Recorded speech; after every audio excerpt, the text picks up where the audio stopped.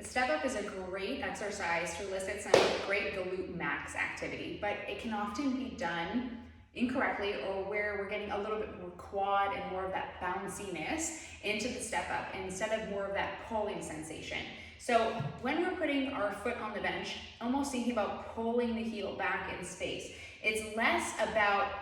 bouncing and utilizing the quad to push ourselves up and more about thinking about pulling ourselves up on the bench. So pulling the heel back in space, taking a look at what's happening at the foot, at the hip, and up at the rib cage. So we want to pull back, get the hamstrings on this leg, and essentially fire up, contact through that midfoot, own this side, and drive ourselves up, really feeling the glute max working in this activity. What can go wrong is if we're in more of that anterior tilt,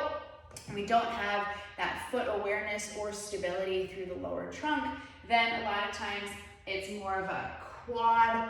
pushing up with the back foot type of movement. So when we're thinking about glute max and building glute strength, step up might not be our first go-to while we're still getting stability through the lower body, finding a more stacked body position. But if we do want to experiment with step ups, maybe starting with something a little bit lower, pulling back on the heel, driving through the foot, the whole foot, making sure you're nice and grounded on the step up, driving up and pulling ourselves up and bringing awareness to what's happening at the glute and at the pelvis.